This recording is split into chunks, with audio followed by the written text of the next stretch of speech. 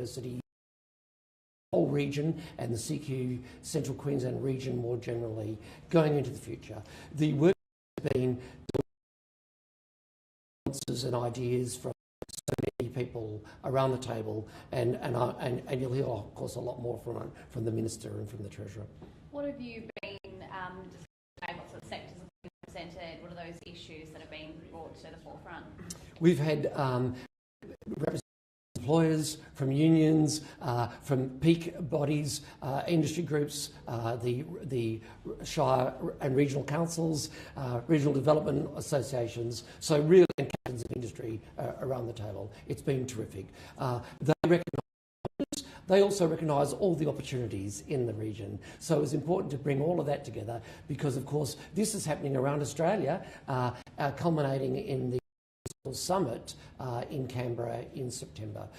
So I thought that it was just important for Central Queensland to make sure that it had that voice and the ideas put in context of what is the challenges for this region represented in that summit in Canberra in September. And what are you hopeful that these discussions at this workshop will have when it does come to federal intervention, federal change? CQ University is located in so many regions around Queensland, and we know that we're central to the economies of so many of the regions. And so I'm really looking forward to hearing some of the challenges, but coming up with some of the solutions, because we have to provide the graduates. We have to help provide the workforce. And just our very presence in regions and towns around Queensland helps attract young people, gets them to stay, gets graduates to stay, helps attract industry. So boy, do I recognise my role in this. So any ideas, best practice coming out of the jobs workshop like today and the Jobs and Skills Summit in Canberra will be really welcome, and it will actually set in train a whole lot of directions and really focus on where we see we should be over the next few years. What sort of areas are you seeing that people are moving towards CQU locations to study and work in? What sort of fields? At the moment, we cannot produce graduates fast enough in every discipline. It is quite incredible. Our students have always had the benefit of having lots of job placements and lots of experience, so they come up really well experienced graduates, and that's why we've got such great employment records of our graduates. But no kidding, industry are happy to take them in second year at this stage. That is so the shortage of the workforce is reflected in that sort of space. No, it's great for our students so long as they continue their study and go on to graduate. But some industries are choosing not to expand or choosing not to expand into different areas, or some industries may choose not to come into the regions because of that work shortage. It is affecting our economy, and so this is exactly the right time to think about really innovative solutions. And today, honestly, if you want an innovation or a way of coming up with solutions, those ideas today. Fantastic. You guys all terrific. Fantastic, thank you. Mine. I might keep the same eyeline and then change it up for the Treasurer if that's all good with you guys. Yep. We're all good? Good. It's good to go? Yep. Thanks, Nick, for having us today. Really appreciate the opportunity to be in Central Queensland and hear directly from such a wide range of industry, local government, and the important sectors to this local economy. We know that when we were elected, we wanted to be a government for all of Australia, and the fact that the Treasurer is here in Rockhampton holding the first mini-summit as we lead up to the National Skills Summit shows you the importance we put on regional Australia and regional Queensland. Today was a really good opportunity to hear firsthand from those in the industry, and I think the encouraging thing is that there was a level of cooperation, but there was also a level of people wanting to be constructive. So talking about things that were working but could work better, and putting ideas forward that would help us deal with those challenges that regional Australia are facing, but also more broadly the Australian community are facing at the same time. So I think it was a great opportunity to start the summit here in Rockhampton.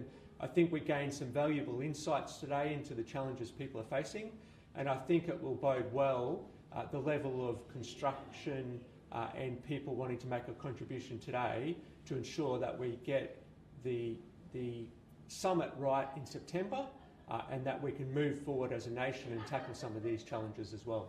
Thanks, Jim. Do we want to change it up, guys, or? All good? We all good? Okay.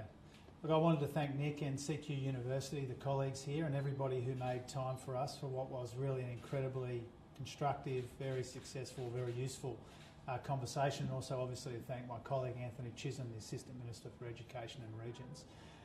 Our government wants to bring people together. Our government recognises that our economy faces substantial challenges, and we give ourselves the best chance to meet this moment if we work together.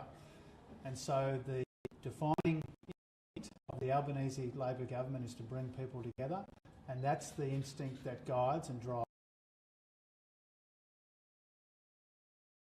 But all of the discussions that we will have to that summit, we want to bring people together, we want to genuinely address the economic challenges that we face in a collaborative and constructive way.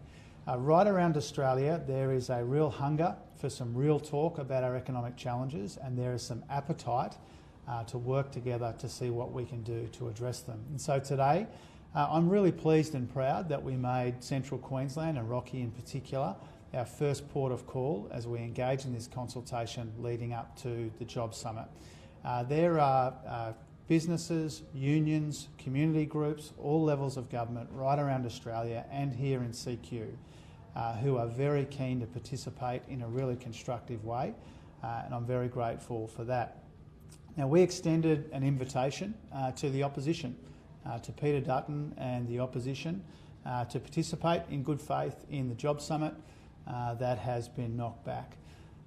It's disappointing but not particularly surprising to see Peter Dutton go down this path. I think the whole country, and certainly the Albanese government, is trying to build consensus, and Peter Dutton is trying to wreck it. He is a less constructive version of Tony Abbott. He's a less inclusive version than Scott Morrison. And so what we're seeing here is, while the rest of Australia is trying to build a consensus and work together in a collaborative way, Peter Dutton once again is trying to trash those efforts. That is disappointing, but it's not surprising to hear him talking the way that he has been talking today. Australians won't miss this moment to deal with their economic challenges by bringing people together and working together. That's what the Jobs Summit's about, but it's also what the Albanese Labor government's all about. Why did you provide the letter that you sent to Peter Dutton to the media? Doesn't that play into the coalition's message that the summit is a bit of a stunt? No, that's ridiculous. I mean, of course there are no secret invitations to a public forum. And so we flagged some days ago that we would be inviting the Leader of the Opposition. We invited him some point after that, in the same way that we will make it clear down the track who else has been invited and accepted. We will make that information publicly known. I mean, Peter Dutton is always looking for an excuse to trash consensus and to trash the collaborative efforts that everybody else is engaged in. The position that he's taken does not reflect the position of mainstream Australia. It doesn't reflect the position taken by the business community, by the union movement, by different levels of government, different political persuasions of state governments and local councils. Once again, Peter Dutton is isolated. He is a destructive figure in a country that wants to collaborate and seek consensus. And so we are representing those efforts. We are guiding and leading those efforts to work together at the same time as he's trying to wreck it. He will come up with all kinds of excuses why he knocked back this invitation. The other thing that's important to remember is only a couple of weeks ago the opposition was demanding an invitation to this Jobs Summit, and now they're knocking it back. I think it speaks volumes about where they're coming from here. This is about people, not about politics. We should be able to see beyond the politics of the day to work out what is the best kind of labour market we need, what is the best kind of economy that we can have. That's what we're working towards. Peter Dutton and his mob are isolated because they don't want that outcome. What sort of risk does that bring, having the coalition not attend the Jobs Summit? Oh, we'll proceed regardless, and as I said, it's disappointing but not surprising that he's gone down this path. The success of the Jobs and Skills Summit does not rely on his participation. We would prefer he participated in a constructive way. We're disappointed but not surprised to learn that he doesn't want to do that. we will proceed regardless, and not just us. The business community has been absolutely terrific. The union movement has been absolutely terrific. Different levels of government, community groups. There's a real appetite in this country to work together, to meet this moment, to rise to this occasion, even if Peter Dutton wants to fall back into old habits. Can you guarantee that there will be some policy changes out of the Jobs Summit and it won't just be a talk fest? Yeah, of course, that's our intention. We want to come to a series of agreements around the direction that we need to take. Our expectation is that all the participants in the summit in Canberra, indeed all of the conversations we're having around Australia, people come with ideas about what we could do better. And when there's a general consensus, not unanimity, but a general consensus around those directions, then of course we'll act on them. We'll act on them immediately if we can, or in subsequent budgets, or in the employment white paper. But our intention is for this to be much more than some kind of meaningless gathering. We want to have genuine, lasting improvements made to our labour market and our economy as a consequence of this important summit. Well, speaking of that, what were some of those discussions that you've had today with the key industry players in the region? Because that'll obviously help structure the meeting in Canberra. Well, the big challenge here is labour shortages and skills shortages. We see that in other parts of Australia as well, but the reason why Anthony Chisholm and I and the colleagues in the Cabinet and in the party more broadly are holding these consultations in advance of the Jobs Summit is because every region's got a different combination of issues. There are some things which are common, but there's always some unique combination in communities like this one, and we want to hear from people. So labour and skill shortages is a big part of the story. Obviously there's an issue around housing. Obviously we've got to get the mix right when it comes to migration, but making sure that that's not a substitute for training local people for local opportunities as well. So all of the issues which were raised today are very important to us. They will be discussed in one way or another at the Jobs Summit, and if there's meaningful action that we can take, we'll take it. The government has said it will fund an increase to the pay of aged care workers. What measures or programs might you have to cut or delay to cover that increase? Well, first of all, it's incredibly important that Australian workers who are doing one of the most important jobs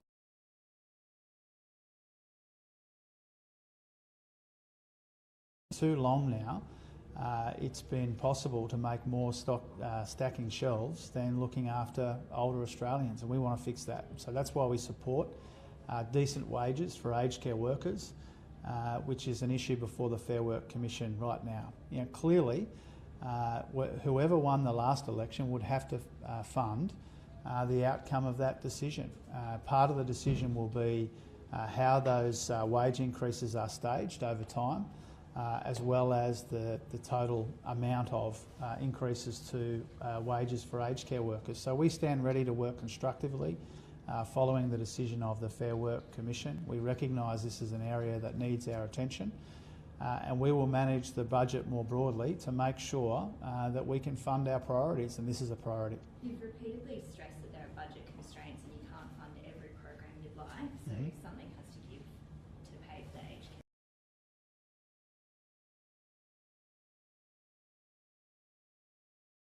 For aged care workers, we've already indicated whether it's action on multinational taxes, whether it's an increase to foreign investment fees, whether it's cutting back on some of the rorts and waste which define the budgets for the best part of a decade. We've already indicated areas where we can responsibly improve the budget position, and one of the reasons we want to do that is to make room for our priorities. When you bring things back to Queensland, two of the biggest headlines that we're seeing at the moment, foot and mouth disease, transition to renewables. How do you see the future playing out here in central Queensland, given those are the big issues facing the country? I'm really excited about the future for central Queensland. Incredibly excited about the prospect for the local economy, but also the local community. What our modelling has shown when it comes to action on climate change is that the biggest beneficiaries of cleaner, cheaper, more reliable energy are the regions. And we want to create new jobs and new industries and new opportunities which leverage some of our areas of traditional strength in areas like central Queensland. So I'm very excited about the prospects there. When it comes to foot and mouth disease, clearly we have had to act decisively as a new government to do what we can to minimise the risk to one of our most crucial industries.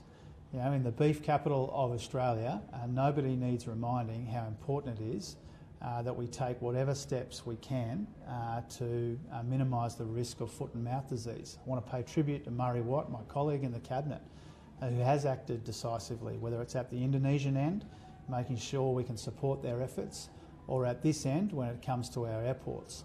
We recognise how absolutely crucial the beef industry is to this community and to our country more broadly, and we will do whatever is necessary to minimise the risk from foot and mouth. Why was Rockhampton chosen as the location for the first forum?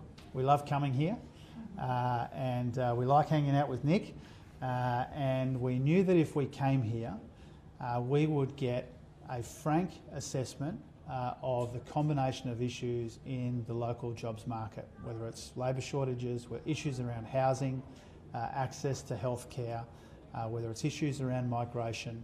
We knew we'd get a good mix of industries, resources, agriculture, and some of the other industries here as well. We know the mayors and respect the mayors here and the state members, and so we knew if we made Rocky and Central Queensland a priority, then we would get a good sense of that combination of issues. You know, I'll probably do half a dozen forums like the one we've done today, but I'm pleased that Rocky was the very first one, and I'm absolutely delighted with how the conversation went. Does this mean we'll see more visits from yourself and the rest of the Cabinet in the months and years to come? Absolutely. You know, we take our responsibilities to regional Queensland and to Central Queensland very seriously.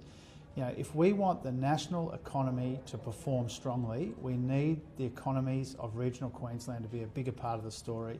And from a personal point of view, whether it's Anthony, myself, Murray Watt, Nita Green and other colleagues, we desperately want to be a government for all of Australia, and that means a government for regional Queensland. Now, Labor federal representatives are not thick on the ground in regional Queensland, unfortunately, despite our best efforts. And so we take our responsibilities to these communities very seriously. You will see us a lot, and not just that, you will see what we learn here represented in the national policies of the Albanese Labor government. One of the reasons that why we are here, one of the reasons why we are in the roles that the Prime Minister gave us, is to make sure that regional Queensland has a big, prominent voice in the Labor Cabinet and in the Labor Ministry. We want to bring people together. We want to be a government for the whole country. We want to end a decade of division, which has given us a wasted decade of missed opportunities and warped priorities. And in order to do those things and to meet all of our objectives, we want to make sure that Rocky and Central Queensland has got a big, prominent voice in all of our efforts. Thanks very much. Thank you. Thanks.